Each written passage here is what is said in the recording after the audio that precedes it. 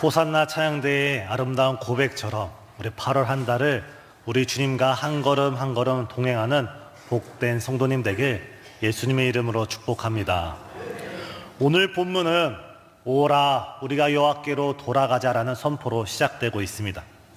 지금 이스라엘 백성이 하나님을 멀리 떠나 있다는 것을 전제로 이 말씀을 하고 있는 것입니다. 이런 말이 있습니다. 남자는 일평생 가운데 새 여자의 말을 잘 들어야, 새 여성의 말씀에 잘 순종해야 인생이 편하다는 말씀이 있습니다. 첫 번째는 어머니의 말씀에 순종을 해야 되고, 두 번째는 아내의 말씀에 순종을 해야 되고, 그리고 세 번째는 자동차 내비게이션의 말에 잘 따라야 합니다. 초행길을 운전하다 보면, 처음 가는 길을 운전하다 보면 목적지를 적어놓고 가더라도 때때로 경로를 이탈했으니 왔던 길을 다시 되돌아가라는 그런 내비게이션의 음성을 듣게 됩니다. 이때 지혜로운 운전자는 자신이 잘못된 길로 들어섰다는 것을 겸허히 인정을 하고 그 내비게이션의 지시에 따라 왔던 길을 되돌아가야 합니다. 우리 신앙생활도 마찬가지입니다. 주의 말씀은 내 발의 등이고 우리 길의 빛이 됩니다. 주의 말씀으로 우리가 하루하루 살아갈 때 주의 말씀에 지금 내게로 돌아와라, 내게로 돌아와라. 지금 나를 떠나 있고 지금 내게서 경로를 이탈했으니 내게서 돌아오라는 주의 음성이 들릴 때 우리는 겸허히 나의 신앙이, 나의 믿음이, 내가 지금 서 있는 위치가 하나님 보시기에 멀리 떠나 있구나, 이 사실을 깨닫고 주님께 돌아가는 이 아침, 이 하루가 되길 예수님의 이름으로 축복합니다. 호세아서는 예언서입니다.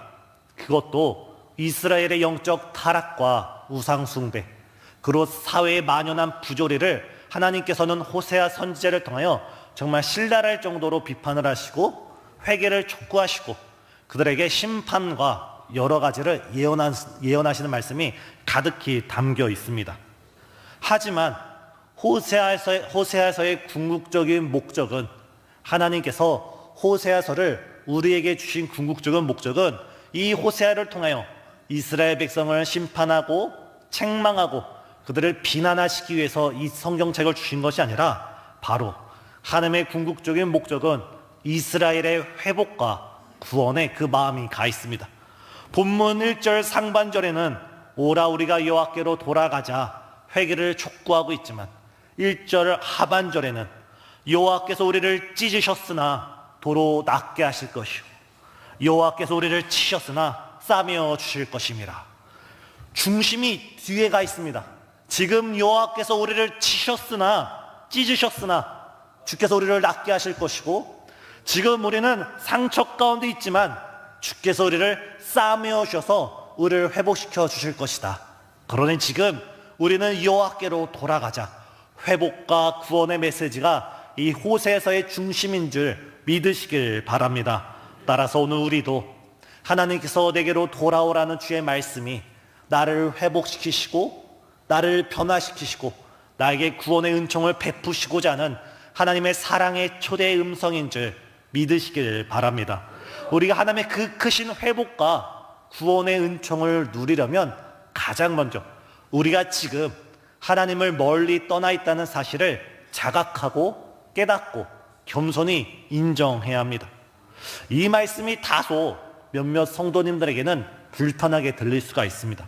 즉 여기 앉아 계신 성도님, 무엇보다 신앙생활에 열심히 신앙생활하시는 우리 신생주안교회 성도님들이 들을 때 매일 주일 성수를, 주일 예배를 빠지지 않고 또 매일 새벽 예배에 참석하기를 힘쓰며 금요 성령 집회에 모든 공예배에 정말 열심으로 낸 우리 성도님들, 때로는 믿음의 고백으로 11조를 드리고 감사헌금을 드리고 각종 예물로 하나님께 드리기를 아끼지 않는 우리 성도님, 때로는 하나님께서 맡겨주신 사명에 최선을 다하면서 또한 하나님 맡겨주신 그 한 영혼을 섬기고자 눈물 가운데 헌신하는 우리 성도님들이 바라볼 때 지금 하나님을 멀리 떠나 있습니다, 우리가 하나님께로 돌아가야 합니다 라는 이 말씀이 때로는 우리 마음 가운데 거북하게 들릴 수가 있습니다. 그러나 우리가 이 시간 이렇게 생각을 해보면 우리 마음에 이 말씀이 저항 없이 스며들 수가 있습니다. 지금 여기 강대상에 그랜드 피아노가 있습니다. 이 피아노는 몇 달에 한 번씩, 1년에 여러 번씩 조율을 받고 있습니다. 아무리 실력이 탁월한 조율사가 와서 여기 있는 피아노를 원음에 가깝게 조율한다 할지라도 여러 연주자가 오랜 기간 사용하다 보면은 그 피아노 음은 다시 조율이 흐트러지게 되고 다시 조율사를 불러서 조율을 해야만 합니다. 우리 이부 오케스트라 셀라 찬양대에 이 바이올린을 비롯해서 수많은 관현악기들 연습을 시작하기 전에, 예배를 시작하기 전에 다 음을 튜닝해야 되고, 또 밴드의 여러 기타나 여러 악기들도 바로 연습을 시작하고 예배를 시작하기 전에 그 원 코드에 맞는 음을 조율해야 합니다. 우리도 마찬가지입니다. 하나님께서는 우리 인간을, 하나님을 찬양하기 위하여 우리를 창조하셨습니다. 우리는 우리 몸이 하나님께 예배드릴 일종의 영적인 악기입니다. 우리 몸이 하나님께 예배드리고 영광을 올려드리기 위해선 우리도 때때로 시시로 우리의 마음이 하나님께 고정되어 있는지, 우리의 생각이 하나님을 향하고 있는지 우리의 마음의 중심을 조율하는 영적인 시간을 가져야 합니다. 바로 그 시간이 오늘이 되길 바라며, 오늘 예배를 통해, 말씀을 통해 우리 마음과 우리 정성과 뜻이 온전히 하나님을 향하게 되는 거룩한 이 예배가 되길 바랍니다. 하지만 본문의 이스라엘 백성은 호세아 선지자를 통하여 내게로 돌아오라라는 음성을 들었던 이스라엘 백성들은 그들이 하나님을 멀리 떠나 있다는 사실을 인정하지도 않았고 그것을 깨닫지도 못했습니다. 왜냐하면 그들의 마음이 심히 교만해져 있었기 때문입니다. 호세아 13장을 보면 이 당시 이스라엘 백성이 얼마나 교만해졌는지 그 이유가 나타나 있습니다. 호세아서 13장 6절입니다. 그들이 먹여준 대로 배가 불렀고 배가 부르니 그들의 마음이 교만하여 이로 말미암아 나를 잊었느니라. 하나님께서는 당신의 백성 이스라엘 백성을 애굽 종살이에서 기적적으로 구원하셔서 가나안 땅을 선물로 주셨습니다. 그리고 이 가나안 땅에서 이른 비를 주시고 늦은 비를 주시고 하늘의 축복의 단비를 내리시면서 이스라엘 백성들에게 그들이 수고한 대로, 그들이 노력한 대로 많은 열매를 맺게 하셨습니다. 이전 광야 생활 가운데 있던 이스라엘 백성들은 하늘에서 내리던 만나를 먹었는데 이제는 그들이 땀을 흘려서 농사를 지어서 수확물을 얻게 되었습니다. 만나의 큰 장점은 무엇이냐면 그들의 마음이 날마다 하나님을 향하게 되는 것입니다. 오늘 아침 하늘에서 만나가 내려야 오늘의 양식이 있기에 이스라엘 백성은 광야 40년 동안 매일 아침마다 하나님을 향하고 하나님께 그 마음이 의존적으로 살아갔습니다. 하지만 이 만나의 가장 큰 단점은 이 만나를 저장할 수 없었다는 것입니다. 이 만나를 이틀치, 3일치 여러 인분을 수확한다 할지라도, 거두어들인다 하더라도 다음날 아침이면 이 만나는 썩어져 없어져 버렸기에 이스라엘 백성들은 그날 족한 은혜 가운데 그날 만나를 거두어서 먹었습니다. 그런데 이 가나안 땅에 들어오면서 상황은 정반대로 달라졌습니다. 이제는 그들이 수고한 대로, 그들이 노력한 대로, 그들이 많은 씨앗을 뿌리고 그들이 관심을 가지고 곡식을 가꾼 대로 많은 열매를 거두게 되었고, 그것을 통해 곡간의 창고에 많은 곡식을 쌓게 되었고, 이스라엘 백성들은 자신의 소유가 생기며 재산이 점점점 늘어갔습니다. 더군다나 많은 역사학자들에 따르면 오늘 본문의 호세아가 활동하던 주전 8세기는 북이스라엘 역사상 전례를 찾아볼 수 없을 정도 가장 풍요롭고 번성했던 역사적인 황금기입니다. 당시 북이스라엘은 여로보암 2세 왕이 통치하고 다스렸습니다. 이 여로보암 2세는 막강한 군사력, 강한 군사력으로 다윗 솔로몬 이후에 빼앗겼던 많은 영토들을 다시 되찾았을 뿐만 아니라 가장 큰 여로보암 2세의 업적은 다메섹이라는 지역을 되찾은 것입니다. 사도 바울이 다메섹 지역으로 가다가 예수를 만난 그 다메섹입니다. 이 다메섹이란 지역은 지리적인 요충지인데 이 이스라엘 지도를 가만히 보면 우리 한반도와 비슷합니다. 이 이스라엘은 남쪽으로는 아프리카가 있고 동쪽으로는 아시아가 있고 북쪽으로는 유럽이 있습니다. 세 대륙의 중간 교착지가 이 이스라엘이고 이스라엘 중에 가장 무역의 중심지가 이 다메섹이었습니다. 이 북이스라엘 여로보암 왕은 이 다메섹을 점령하고 군사력으로 안정을 취한 다음에 이 다메섹을 중심으로 국제 무역을 시작했습니다. 그 당시 선진국이었던 문화적으로 앞서 나갔던 이집트에 가서 아주 좋은 물건들을 사다가 유럽에 팔고 아시아에 팔고 또 유럽으로 가고 아시아에 가서 많은 물건을 사다가 이집트에 팔고 이 중간 지역에서 국제 무역으로 통하여 막대한 부를 창출하게 되었습니다. 그래서 많은 역사학자들 따르면 솔로몬 이후에 어찌 보면 솔로몬의 버금가는 국가적인 번영을 이룬 왕이 북이스라엘 주전 8세기 호세아가 활동하던 여로보암 2세 시기입니다.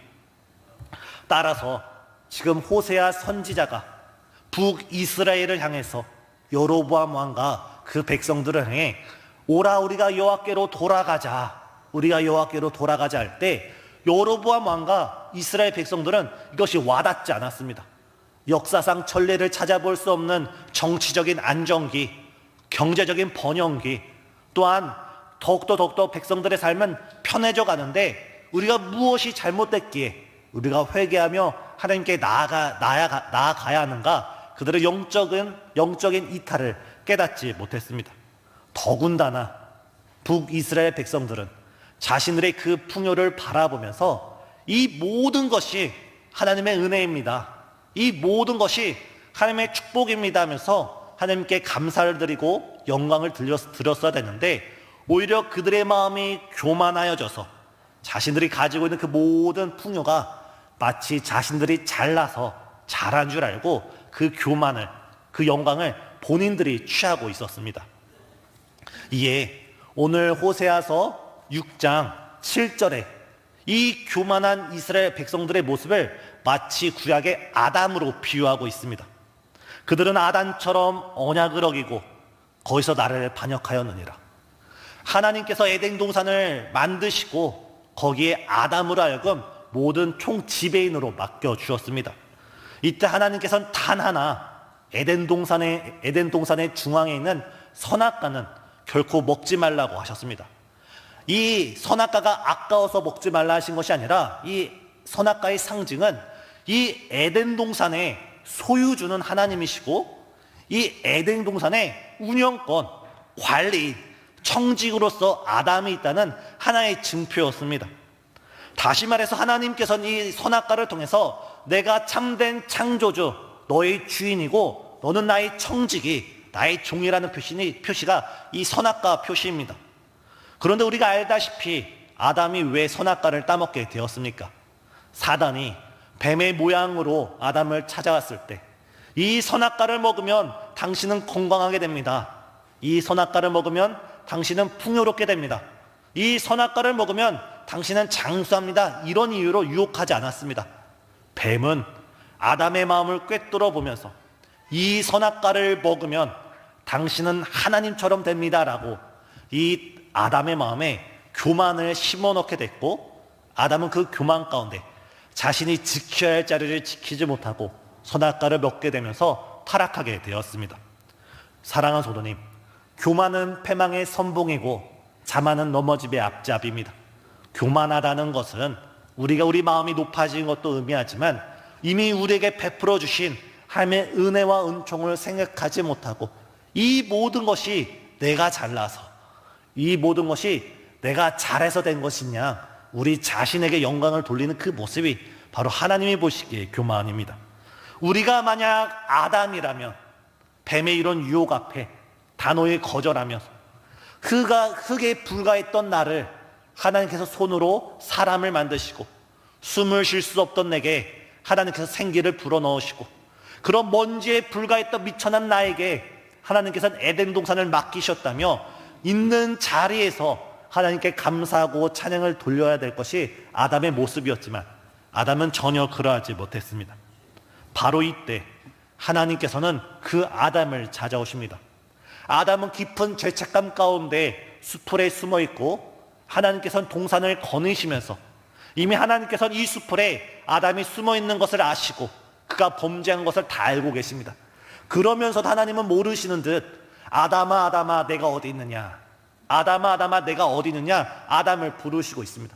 이 말씀은 오늘 본문에 비추어 보면 내게로 돌아와라, 내게로 돌아와라. 아담아 네가 떠난 그 자리가, 네가 있는 그 수풀이 네가 있어야 될 곳이 아니라 지금 내게로 돌아와서 네가 잘못한 것을 회개하고 뉘우치라는 주님의 음성인 줄 믿습니다. 사랑하는 성도님, 지금 하나님께서는 아담을 부르시듯이 북이스라엘 백성들을 부르시듯이 바로 이 시간 우리 이름을 부르시면서 우리 마음이 하나님을 향하기를, 우리 중심이 하나님을 향하기를 호소하고 계십니다. 이 시간 하나님의 말씀에 순종하면서 주님께 믿음으로 나아가는 우리 모두가 되길 바랍니다. 두 번째, 우리가 하나님의 회복과 은혜에 참여하려면 무엇보다도 우리가 지금 실패한 그 자리에서 하나님께 나아가야 합니다. 지금은 소천하셨지만 미국에 로버트 슐러라는 유명한 목사님이 계십니다. 이 로버트 슐러 목사님이 설교하는 TV 방송은 전 세계 180개국에 송출되었고 매주 그 주일 설교를 약 2천만 명에 다다르는 성도가 그 로버트 슐러 목사님의 설교를 들었습니다. 우리나라에서도 많은 목회자분들이 이 로버트 슐러 목사님의 설교를 들었고 많은 선한 영향을 받게 되었습니다. 이분의 많은 목회 철학 가운데 가장 대표적인 것이 포지티브 띵킹이라고 쉽게 말해서 적극적인 사고, 긍정적인 사고입니다. 근데 이분이 처음부터 목회 철학에 이 적극적인 사고, 긍정적인 사고를 목회 철학으로 삼지 않았습니다.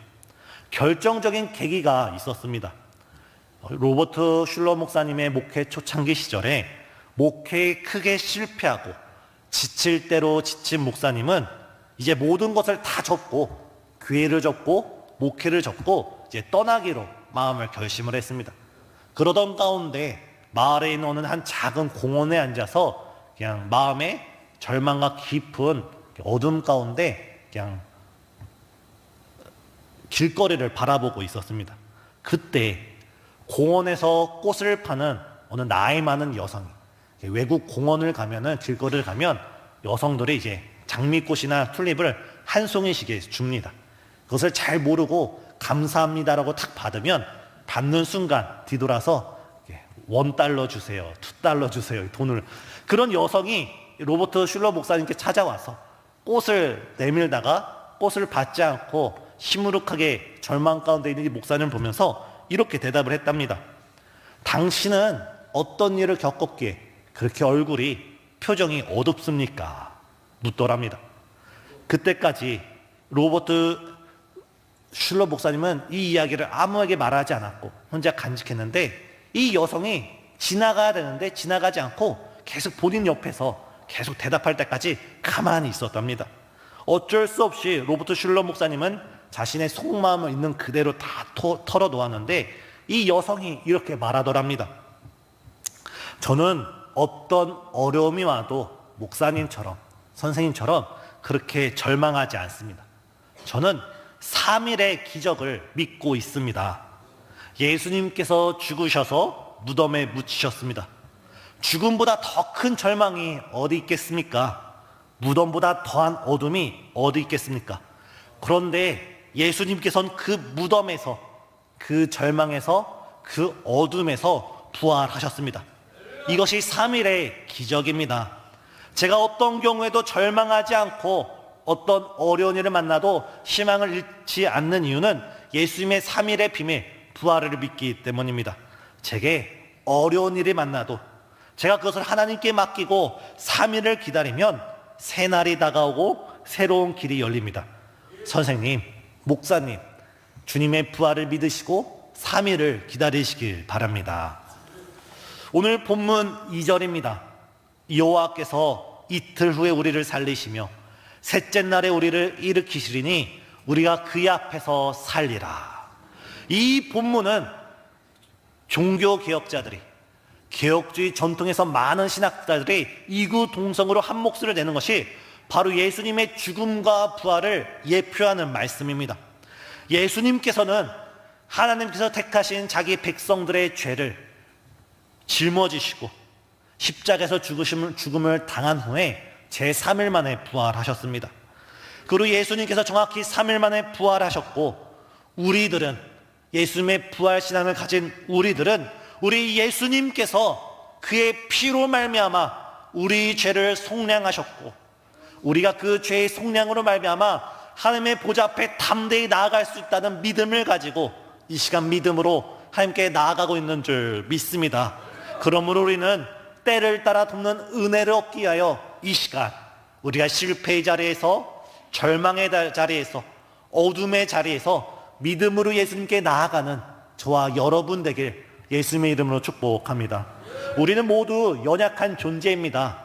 과거를 뒤돌아볼 때 한 가지씩, 두 가지씩 큰 상처가 있고 실패의 과거가 있습니다. 실패의 상징물들이 있습니다. 때로는 우리의 어리석은 행동이나 부주의한 말로 인해서, 때로는 우리의 큰 실수로 인해서, 판단으로 인해서 우리에게 큰 상처들이 있습니다. 베드로에게는 자신이 추위를 녹이려고 대제사장 뜰 안에서 모닥불을 쬐을 때 그 모닥불이 실패의 상징이었습니다. 예수님께서 대제사장 뜰에서 신문을 받으실 때 그의 제자 베드로는 모닥불에서 본인의 몸에 추위를 녹이고 있었습니다. 그때 한 여종이 너도 예수님의 제자가 아니냐, 너도 저 사람의 제자가 아니냐 3번 물을 때 베드로는 3번 거절을 했고, 이후 베드로는 깊은 상처와 실패 속에 살아갔습니다. 근데 요한복음 21장을 보면 예수님께서는 다시 베드로를 부르십니다. 와서 조반을 먹어라. 근데 예수님께서는 그 앞에 다시 그 모닥불을 피워놓고 베드로를 부르시고, 그 모닥불 앞에서 네가 나를 사랑하느냐, 네가 나를 사랑하느냐, 네가 다른 사람보다 나를 진실로 사랑하느냐. 실패의 상징이었던 모닥불이 오히려 베드로에겐 회복의 상징으로 변화되었습니다. 사랑하는 성도님, 우리가 지금 어떤 상처를 안고 있든, 어떤 실패를 안고 있든, 어떤 어두운 절망의 길을 걷고 있든 간에 우리가 믿음으로 예수님께 나아간다면 부활하신 예수님께서는 우리의 실패를 회복으로 변화시켜 주시는 주님이신 줄 믿으시길 바랍니다. 마지막 3번째, 우리가 회복과 구원의 은혜를 누리려면 무엇보다도 우리가 힘써서 하나님이 어떤 분이신지를 알아야 합니다. 본문 3절입니다. 그러므로 우리가 여호와를 알자, 힘써 여호와를 알자. 그의 나타나심은 새벽빛같이 어김없나니 비와 같이, 땅을 적시는 늦은 비와 같이 우리에게 임하시리라. 여기서 여호와를 알자, 힘써 여호와를 알자 할 때 알다라는 단어는 히브리어 야다입니다. 근데 이 야다는 우리가 책을 통해서 하는 것, 아니면 경험을 통해서 하는 이런 알미 아니라, 이 야다가 사용될 때 그 용례는 부부 관계에서 사용됩니다. 한평생 동고동락을 하면서 같은 이불을 덮고 자면서 정말 좋은 모습도 보고 나쁜 모습도 보고, 이 인간이, 이 사람이 모든 그런 인생을 다 겪은 다음에 인격적으로, 관계적으로, 또한 육체적으로 다 알고 있을 때 쓰는 표현이 이 야다라는 표현입니다. 하나님께서는 너희는 나를 알아라, 너희는 나를 알아다오 하면서 이 알다라는 표현을 쓸 때 이 부부관계를 사용하는 야다라는 단어를 사용했습니다. 우리가 이 야다의 의미, 특별히 호세아서에서 야다를 사용한 목적을 보다 명확하게 이해하려면 우리는 호세아 선지자 자체를 주목할 필요가 있습니다. 제가 개인적으로 생각할 때 성경에 많은 선지자들이 있고, 많은 선지자가 하나님께 참 귀하게 쓰임 받았습니다. 저는 성경에 등장한 많은 선지자처럼 하나님께 귀하게 쓰임 받고 있지만 단 한 사람, 이 호세아처럼은 쓰임 받길 원치 않습니다. 대개 하나님이 다른 선지자를 부르실 때는 정말 드라마틱하게 영화의 한 장면처럼 부르십니다. 모세를 부르실 때는 어떻게 했습니까? 그 실패의 장소, 그 미디안 광야, 그 호렙산에서 불타는 떨기나무 가운데 모세를 부르셨습니다. 이사야는 낙심의 장소, 그 우시아 왕의 죽전에 성전에서 하늘의 영광을 보여주면서 천사들의 찬송을 보여주면서 이사야를 불렀습니다. 그런데 호세아는 호세아서 1장 2절에 하나님께서 처음 호세아를 찾아가서 말씀하실 때 이렇게 말씀합니다. 너는 지금 가서 음란한 여인 고멜을 아내로 맞이하다가 음란한 자녀를 낳아라. 모세는 불타는 떨기나무에서 만나주시고 이사야는 환상으로 만나주셨는데 호세를 만나주신 하나님은 너는 지금 가서 음란한 여인을 아내로 삼으라 말하면서 음란한 자녀들을 낳으라고 합니다. 이에 호세아는 하나님 말씀에 순종하면서 3명의 자녀를 낳는데 그 3명의 자녀의 이름을 하나님께서 장명해 주는데 그 이름이 더 가관입니다. 첫째 아들의 이름은 내가 이스라엘을 무너뜨리겠다. 둘째 딸의 이름은 내가 긍휼을 베풀지 않겠다. 셋째 아들의 이름은 이 백성은 내 백성이 아니다. 이 아들은 내 아들이 아니라는 의미입니다. 더 기가 막힌 것은 음란한 여인이었던 호세의 아내 고멜은 자신을 하염없이 사랑해주고 과거로 묻지 않던 남편 호세에 대해 감사하지 않고 오히려 외간 남자와 눈이 맞아서 바람을 피며 도망을 칩니다. 그 얼마 있다 들리는 이유가 그 남자로부터도 버림받아서 노예로 팔려서 노예 생활을 하고 있다는 겁니다. 바로 이때 하나님께서는 다시 호세아 선지자에게 너는 지금 다시 가서 네 아내 고멜을 다시 데려다가 다시 가정을 꾸려라. 이에 호세아는 하나님의 말씀에 순종하면서 그 노예 생활하고 있던 고멜을 속전을 지불하고 아내로 다시 데려옵니다. 하나님께서 이 호세아에게 이런 말씀을 하신 것은 바로 호세아의 삶을 통해서 하나님의 모습을 나타내고자 하기 때문입니다. 하나님께서는 애굽에서 종살이하고 있던 이스라엘 백성을 440년 종살이하고 있던 이스라엘 백성을 구원하셔서 가나안 땅에 정착시켰습니다. 그들에게 이른 비와 늦은 비 놀라운 축복의 담비로 풍요를 허락하셨고 안정을 허락하셨고 은혜를 허락하셨지만 영적 신랑 되신 하나님께서는 이스라엘 백성에게 할 수 있는 모든 선물을 다 주셨는데 영적으로 신부된 이 이스라엘 백성은 하나님을 떠나고 하나님을 잊어버리고 배은망덕하게 하나님 향해 반역했던 것입니다. 그래서 하나님께서는 이 호세아서를 통하여서 호세가 음란한 여인을 취하는 이 모습이 마치 하나님의 끊임없는 사랑, 하나님의 지칠 줄 모르는 사람, 우리는 날마다 하나님을 버리고 하나님을 잊어버리고 하나님을 멀리 떠나간다 할지라도 하나님의 사랑은, 하나님의 열정은 지치지 않고 우리를 찾아온다는 것을 이 호세아를 통하여 우리에게 말씀하고 있는 것입니다. 사랑하는 성도님, 우리는 하나님을 떠날 수가 있습니다. 우리는 하나님을 잊어버릴 수가 있습니다. 우리는 하나님 원하는 삶을 살아가지 못할 수가 있습니다. 그러나 하나님은 우리가 그런 연약함 가운데 있을지라도 우리를 정죄하지 않으시고 우리를 판단하지 않으시고 우리를 심판하시고 버리지 아니하시고 하나님의 그 끊임없는 사랑, 그 정열적인 사랑 가운데 지금도 우리를 찾아오시고 우리를 만나주시고 우리를 회복시키시고 우리를 구원하여 주신 주님이 우리 신랑 되신 우리 예수님이신 줄 믿습니다. 사도 바울은 이 사랑에 대해서 이렇게 고백합니다. 내가 확신하노니 사망이나 생명이나 천사들이나 권세자들이나 현재일이나 장래일이나 능력이나 높음이나 깊음이나 다른 어떤 피조물이라도 우리를 우리 주 예수 안에 있는 하나님의 사랑에서 끊을 수 없느니라. 하나님이 우리를 향한 사랑, 그 무엇으로도 끊이지 않습니다. 매일 아침마다 동력에서 태양이 떠오르듯이 하나님의 사랑은 늘 우리를 비추고 있고 비가 때에 맞게 이른 비와 늦은 비로 내림으로써 이스라엘의 풍요를 누리듯이 하나님의 그 회복의 사랑, 구원의 사랑은 우리를 여김없이 찾아와서 우리를 회복시켜 주시고 우리를 풍요로 이끌어 주신 줄 믿습니다. 사랑하는 성도님, 지금 내가 하나님을 잊고 세상 가운데 있는지, 지금 내 마음과 내 생각이 교만해져서 하나님께 살짝 벗어나 있는지 우리 자신을 살피면서 여호와께로 돌아가는 복된 오늘 하루가 되길 예수님의 이름으로 축복합니다. 기도하시겠습니다.